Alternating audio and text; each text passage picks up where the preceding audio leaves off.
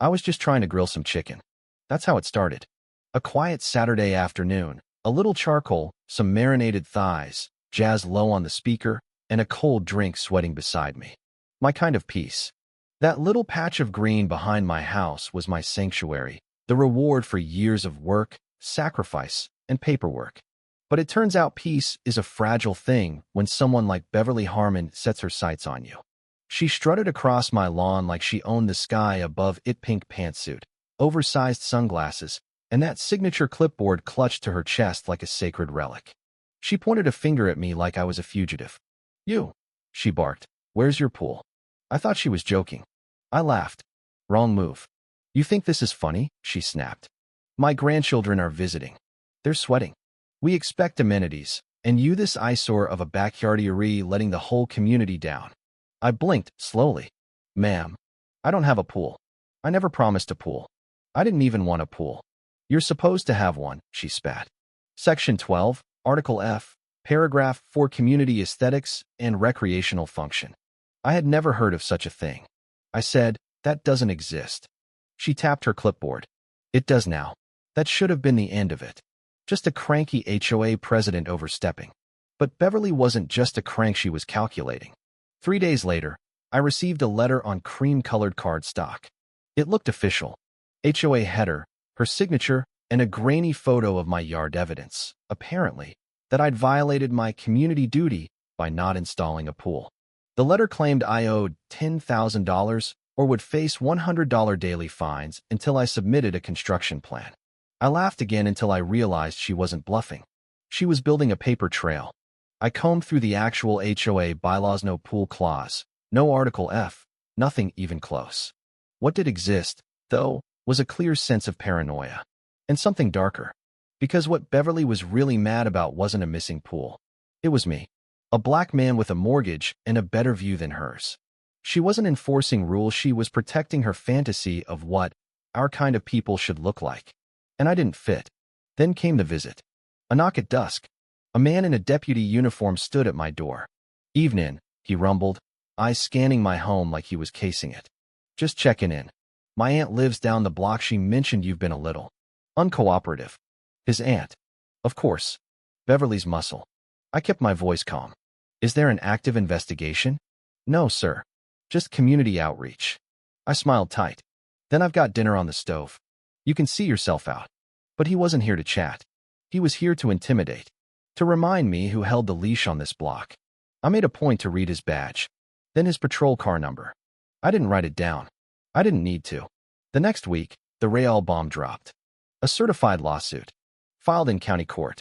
The HOA was suing me for $10,000 for breach of covenant, failure to provide a community pool. There it was. In black and white. A fantasy turned legal weapon. They even requested an injunction preventing me from altering my backyard. I couldn't believe it. They were trying to freeze my property rights over an imaginary amenity. But I didn't panic. I filed. I documented. I scanned the letter, wrote a sworn account of the confrontation, logged the officer's visit. Then I called an old Kaliagia civil litigator named Marcus. Sharp, relentless, and allergic to bullies. He read the complaint, then looked at me like I'd handed him a Christmas gift. "They're suing you for not owning a pool," he said, almost laughing. "Please tell me you have a copy of the real bylaws." "I do. Certified from closing." He leaned back. "Then this isn't a lawsuit. This is a takedown opportunity." And that's when the war began. Marcus filed a motion to dismiss, attaching the real bylaws and a timeline of harassment. But he wanted more. "There's something off here," he said. "People don't risk this kind of legal exposure over a pool. Check if she's the treasurer too." She was. He smiled like a wolf. "Then we dig." I used 2 personal days from work. Not to rest. To investigate. As a government oversight analyst, I live in documentation. I pulled HOA tax filings, bank statements, annual reports. The records were fine until 6 years ago when Beverly took over. That's when the real books vanished. Itemized reports became vague summaries. Landscaping budgets were clean round numbers $20,000 flat. No receipts. No vendors listed. A red flag to an auditor's eye. I filed a FOIA request with the sheriff's department. I asked for body cam footage and any citizen complaint records tied to Beverly's nephew. Then I filed an inquiry with the state's Department of Real Estate, questioning the legality of her dual role. Within days, I had a binder full of ammo. Legally obtained. Ethically spotless. But explosive. And right on cue, Beverly escalated. 2 city cruisers pulled up to my curb, one night lights flashing. Officers said someone called in a disturbance, loud music, and aggressive behavior. I was alone, grilling, Miles Davis playing at barely a whisper. Beverly stood on her porch, arms crossed, watching. I pointed across the street. That woman made a false report. She's harassed me for weeks. We're in the middle of a lawsuit. I'd like to file a formal complaint right now. The officers paused, then nodded. One wrote it down. They want to talk to her. I couldn't hear the exchange, but her flailing arms and red face told the story. She tried to trap me and walked straight into her own snare. The next day, Marcus received a call. Beverly's lawyer was panicked. Offered to drop the suit if we withdrew all allegations. Marcus laughed. Not a chance. We served our counterclaim seeking damages for harassment, abuse of process, and civil rights violations. And we requested full discovery of HOA financials. That broke the dam. The HOA's attorney forced her to turn over the books. When I got to Marcus's office, the table was covered in paper statements, checks, invoices. He pushed one toward me. She didn't even try to hide it, he muttered. Suburban Eden Landscaping? Fake. It was a P.O. box. She was writing checks to herself. Cruises labeled as board development. Designer handbags filed as community beautification. Checks made to her nephew marked as security consulting. Over 6 years, she'd siphoned nearly $100,000 from her neighbors. And the lawsuit? Just a distraction. A smokescreen. She wasn't trying to make me build a pool, she was trying to make me leave before I asked to see the books. We held a homeowner meeting in a neutral hotel conference room. Nearly 60 people showed up. Marcus laid it all out: fraudulent bylaws, embezzlement, police abuse. Then the doors opened. Beverly walked in. Not in pink this time. Black dress.